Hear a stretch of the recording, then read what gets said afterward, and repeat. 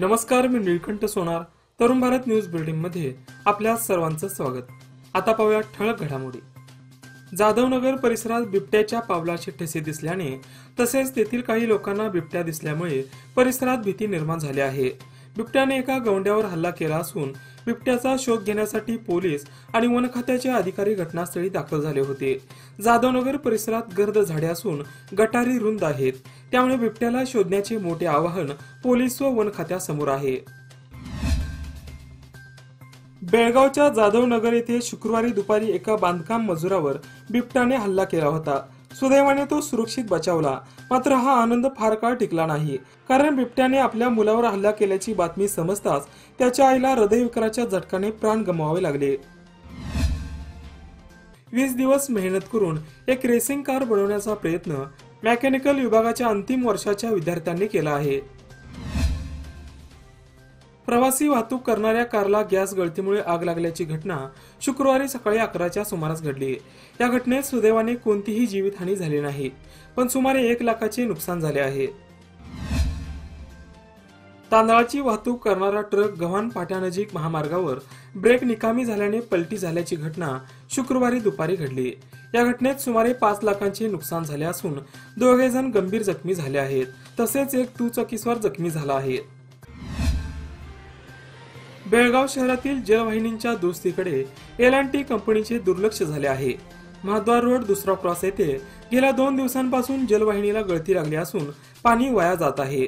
या जलवाहिनीच्या दुरुस्तीचे काम तातडीने हाती घ्यावे अशी मागणी परिसरातील रहिवाशांमधून करण्यात येत आहे.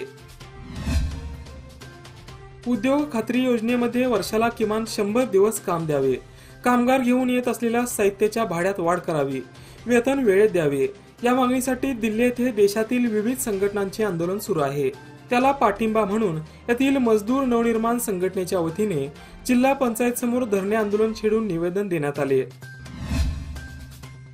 12वीच्या परीक्षेत कमी गुण मिळाल्याने काही विद्यार्थ्यांनी पुनर्तपासणीसाठी अर्ज केला होता, परंतु सर्रास विद्यार्थ्यांचे गुण आहेत तेच आले आहेत. उत्तरपत्रिकेची तपासणी करताना गुण वाढत असतानाही विद्यार्थ्यांचे गुण वाढवण्यात आले नाहीत. यामुळे विद्यार्थ्यांचे मानसिक खच्चीकरण करण्याचा प्रयत्न पदवीपूर्व विभागाकडून होत आहे. यामुळे विद्यार्थ्यांवर अन्याय होत असून काही पालकांनी न्यायालयात जाण्याचा निर्णय घेतला आहे.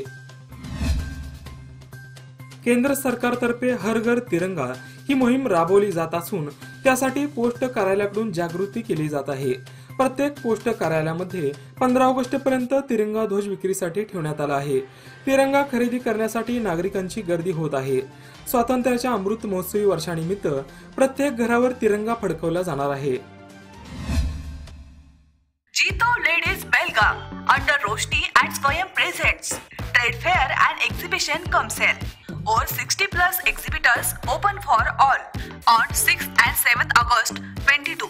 Special attraction, bridal show, selfie booth, entertainment program, drawing competition for kids and lucky draw. Millennium Gardens, Belgaum. Time 10 AM to 9 PM. Camp परिसरात झालेल्या अपघातामुळे रस्त्यावरील अडथळ्याचा मुद्दा पुन्हा एकदा ऐरणीवरती आला आहे. खानापूर रोडवर असलेली कॅन्टोन्मेंट बोर्डची संरक्षक भिंत आणि ऑक्ट्रॉय नाक्याचा खोका हटवण्यात आला नाही. तसेच रस्ता रुंदीकरणाचे काम रखडले आहे. सदर अडचणी हटवण्याकडे दुर्लक्ष का असा मुद्दा उपस्थित होत असून होणाऱ्या अपघातांना आणि यामध्ये जाणाऱ्या बळींना जबाबदार कोण असा प्रश्न उपस्थित होत आहे. अपघातात मृत पावलेल्या व्यक्तीच्या कुटुंबियांना नुकसान भरपाई देण्याचे आदेश न्यायालयाने बजावले होते, तरी देखील नुकसान भरपाई भरली नाही.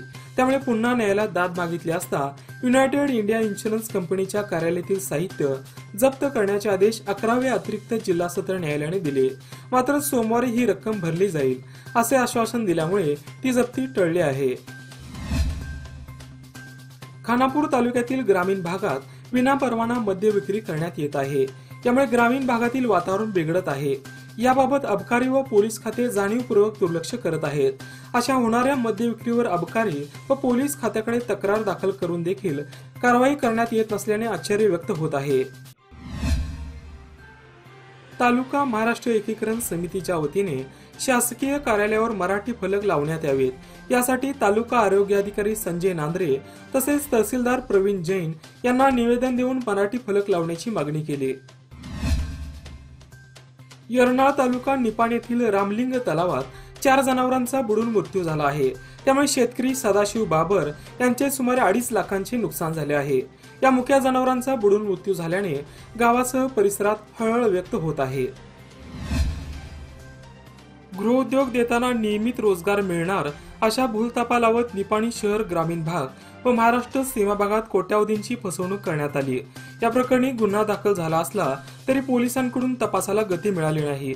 याकडे लक्ष वेधण्याच्या उद्देशाने व तातडीने फसवणूक झालेली रक्कम परत न मिळवून दिल्यास तीव्र आंदोलनाचा इशारा देण्याकरिता भव्य मोर्चा शुक्रवारी काढण्यात आला। यावेळी निवेदन देताना न्याय द्या, अन्यथा तीव्र आंदोलन छेडू असा इशारा महिलांनी दिला आहे। बोरगाव सदलगाव मुख्य रस्त्यावरील लक्ष्मी मंदिराजवळील ओढ्यात मोठ्या प्रमाणात पावसाचे पाणी थांबत असल्याने त्याचा फटका परिसरातील शेतकऱ्यांना बसत आहे। सदर समस्या रस्त्याची उंची वाढवल्याने सुमारे 20 एकर भागातील जमिनीत पाणी साचत आहे। त्यामुळे पिकांचे नुकसान होत आहे। ठेकेदाराच्या निष्काळजीपणामुळे निर्माण झालेल्या समस्यामुळे शेतकरी वर्गातून तीव्र संताप व्यक्त होत आहे। याचबरोबर आजचे बातमीपत्र इथंच संपले। अधिक माहिती आणि ताज्या घडामोडींसाठी पाहत रहा तरुण भारत न्यूज चॅनेल। तसेच आमचं चॅनेल लाईक करा, शेअर करा आणि सबस्क्राईब करा आणि विश्वासार्ह बातम्यांसाठी दररोज सकाळी वाचा दैनिक तरुण भारत। धन्यवाद। शुभरात्री।